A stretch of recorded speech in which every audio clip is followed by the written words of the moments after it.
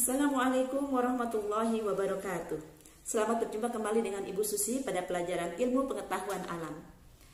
Bila pada pekan yang lalu kita sudah mempelajari tentang ciri-ciri makhluk hidup, maka pekan ini kita akan membahas satu persatu dari ciri-ciri makhluk hidup tersebut. Baik, untuk ciri yang pertama adalah makhluk hidup memerlukan makanan dan minuman.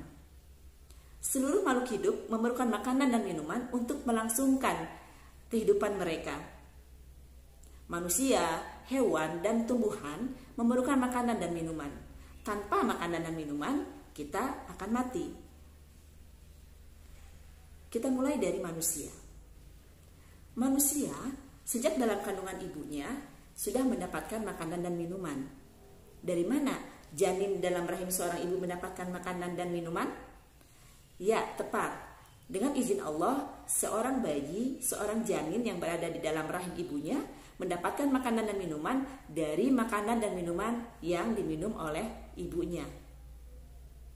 Setelah bayi itu 9 bulan atau cukup waktu, maka lahirlah bayi itu ke dunia. Bayi yang baru lahir pun tetap memerlukan makanan dan minuman. Bayi yang terlahir memerlukan ASI, air susu ibu, sebagai makanan dan minumannya. Tambah lama, tambah besar, tambah besar, tambah besar, sehingga setiap manusia yang semakin tua atau usianya bertambah, maka makanan dan minumannya pun semakin banyak atau semakin beragam. Manusia memerlukan makanan dan minuman dari 2 sumber besar, yaitu pertama dari tumbuhan. Dari tumbuhan kita dapat memanfaatkan berbagai macam bahan atau berbagai macam bagian dari tumbuhan.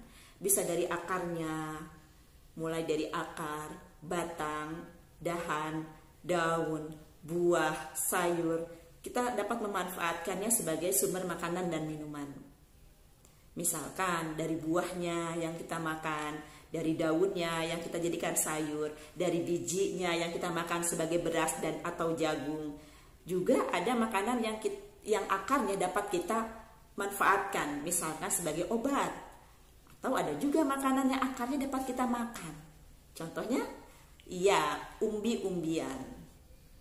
Baik anak-anak, selain itu, makanan pun yang kita makan bisa berasal dari buah-buahan. Buah-buahan dapat kita makan sebagai sumber makanan atau sebagai sumber minuman. Misalkan, jeruk yang diperas, airnya bisa kita minum sebagai jus jeruk. Atau ada juga air kelapa muda yang dapat kita minum langsung. Lalu golongan atau sumber makanan manusia yang kedua adalah dari golongan hewan.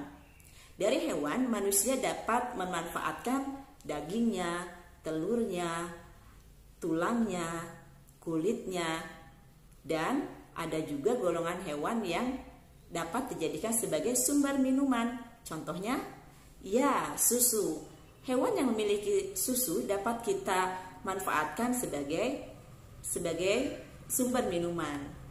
Ada satu lagi hewan yang tidak memiliki air susu, tetapi Allah memberikan kita minuman dari hewan tersebut yang tentu saja bermanfaat. Apa hewannya? Lebah.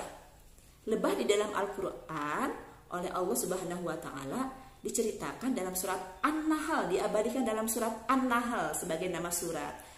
Karena lebah memang memiliki banyak manfaat. Salah satunya, lebah dapat menghasilkan madu sebagai minuman yang bermanfaat bagi kesehatan manusia.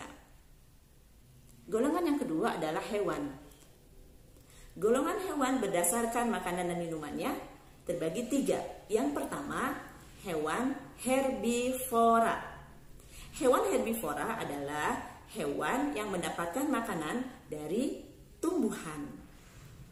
Misalkan, ya, kambing yang makan rumput, jerapah yang makan daun, kelelawar yang makan buah.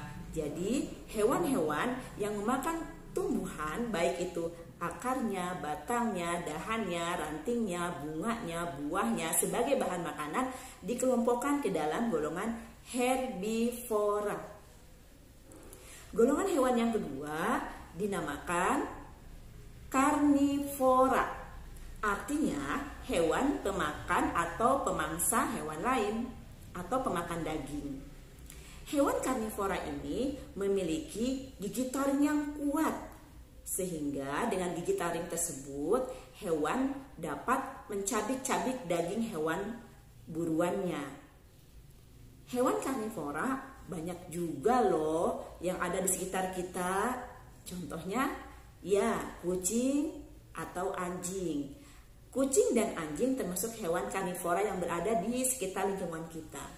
Ada juga hewan karnivora yang berada jauh dari lingkungan manusia, contohnya di hutan.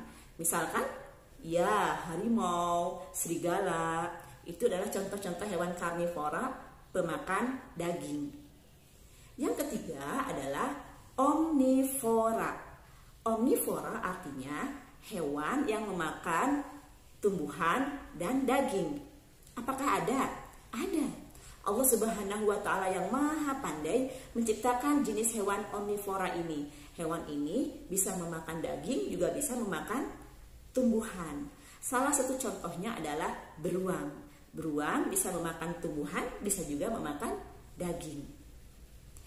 Baik, kita lanjutkan dengan makhluk hidup yang ketiga, yaitu tumbuhan. Tumbuhan juga membutuhkan makanan untuk hidup. Akan tetapi, cara tumbuhan makan tidak seperti cara manusia dan hewan. Tumbuhan berhijau daun membuat sendiri makanannya. Namanya proses fotosintesis. Cara tumbuhan membuat makanan sendiri atau berfotosintesis adalah: pertama, tumbuhan menyerap air dari bawah tanah yang mengandung banyak zat hara atau zat-zat yang sangat berguna bagi tumbuhan. Zat hara adalah campuran berbagai zat yang dibutuhkan tumbuhan untuk tumbuh subur. Lalu, tumbuhan mengambil gas karbon dioksida dari udara. Dengan bantuan energi cahaya matahari, khususnya pada siang hari, tumbuhan mengubah air dan karbon dioksida menjadi makanannya. Maka dari itu, kenapa tumbuhan di gunung yang tidak disiram oleh manusia atau tidak diberi pupuk kok bisa tumbuh subur?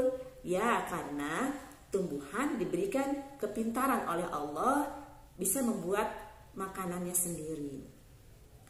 Makanan tumbuhan ada dua, ada makanan yang dibuat sendiri, ada juga yang berupa pupuk. Tetapi itu tadi, pupuk hanya makanan kedua untuk tumbuhan. Makanan utamanya adalah yang mereka buat sendiri dengan izin Allah melalui proses fotosintesis. Baik anak-anak yang ibu sayangi, demikian penjelasan ibu tentang ciri-ciri makhluk hidup berdasarkan penggolongan makanan dan minumannya. Sebagai tugas dari ibu, silahkan kalian cari contoh-contoh hewan. 1. Herbivora, kedua karnivora, dan yang ketiga omnivora. Kalian cukup mencarikan tiga gambar dari hewan-hewan herbivora, pemakan tumbuhan, karnivora, pemakan daging, dan omnivora, pemakan keduanya. Silahkan kalian cari, kalian gunting, lalu tempelkan di buku tulis IPA.